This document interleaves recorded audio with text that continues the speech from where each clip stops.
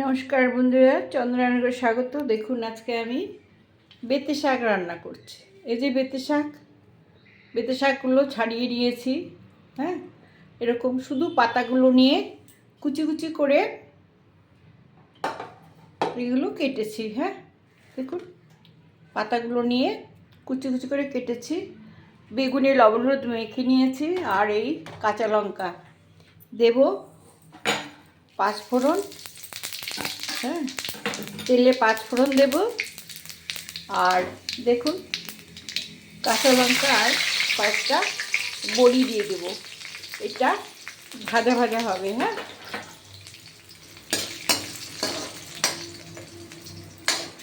এটা ভাজা ভাজা হলে তুলে রাখবো। তারপর বেগুন ছেড়ে শাক দেব।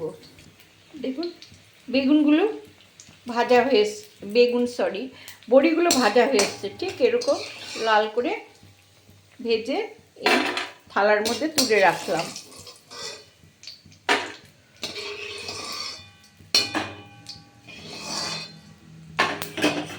এবার আমি এই যে বেগুন আস্তে করে ছেড়ে দিলাম। বেগুনটা লাল করে ভাজা হবে। হ্যাঁ,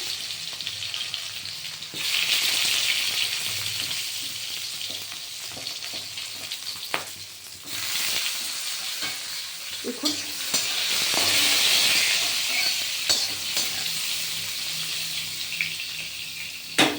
একটু বেগুন ভাজা হলে তারপরে আমি লবণ হলুদ আর একটু দেবো, শাকে যে পরিমাণ লাগবে। আর তারপরে শাক ছেড়ে দেবো। কোনো জল লাগবে না, শাকের জলে শাক সেদ্ধ হয়ে যাবে। দেখুন এবার আমার শাক যে আন্দাজ, সেই আন্দাজে আমি একটু লবণ দিয়ে দিলাম। আর দেব হলুদ।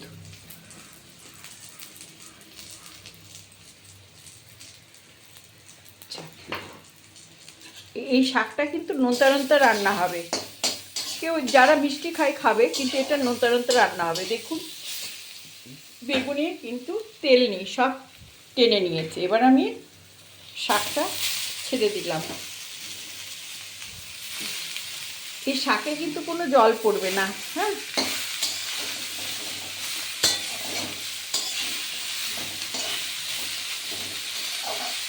এটা আঁচটা এবার আমি ছোটো করে দিলাম, একদম ছোটো করে দিলাম। দিয়ে এই শাকের মধ্যে, মানে থালার মধ্যে যা লেগে আছে সব দিয়ে এই ঢেকে দিলাম। হ্যাঁ, 2 মিনিট অল্প আছে ধীরে ধীরে এটা রান্না হবে। হ্যাঁ, দেখুন শাক, এটা বেতে শাক কিন্তু ঘন্ট না, ভাজা। বেতে শাক ভাজা, শাকের ঘন্ট না। এটা যে নানা রকম সবজি দিয়ে না, বেগুন না দিলে এই শাকটা ছাড়া ছাড়া লাগবে, তো তাই বেগুন দিয়ে এটা ভাজা ভাজা হবে।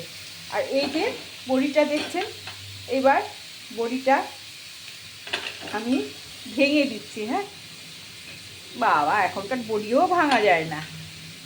দেখুন চাল গুঁড়া মেশানো থাকে মনে হয়। এই যে দেশের বাড়ি যে বড়ির স্বাদ, সেই স্বাদ আর লাগবে পাবো না আমরা। হ্যাঁ, তাই না? এখানে যা পাওয়া যায় তাই তো খেতে হবে আমাদের। দেখুন এই ভেঙে দিলাম। হ্যাঁ হ্যাঁ, এবার কি করব, এই বড়িটা এর মধ্যে দিয়ে দিলাম। কাঁচিয়ে কুচিয়ে পাঁচফোড়নটাও দিয়ে দিলাম। বড়ির সাথে যে উঠেছিল সেই পাঁচফোড়নটা। এইবার দেখুন আঁচ কিন্তু একদম ছোট্ট, একদম সিম করা। এটা ধীরে ধীরে এই শাকের সাথে এটা ভাজা হবে। হ্যাঁ, একটু মুড়মুড় করবে, খেতেও ভালো লাগবে। বড়িটা একদম গলে যাবে না। হ্যাঁ, ঠিক এই রকম।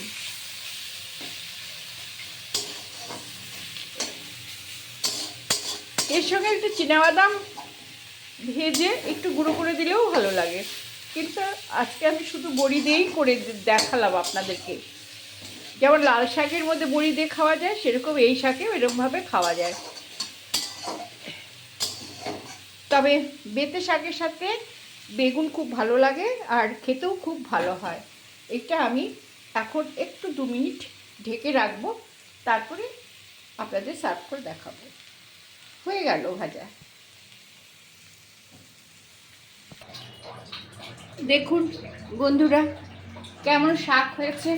হ্যাঁ, দেখুন ভাত দিয়ে এটা খেতে দারুণ সুন্দর লাগবে। হ্যাঁ, আর একটা কথা বলি, শাক কেনার সময় আপনারা দেখে নেবেন, এই যে শাকটা দেখছেন এটার কিন্তু মাঝখান থেকে কেটে এনেছে।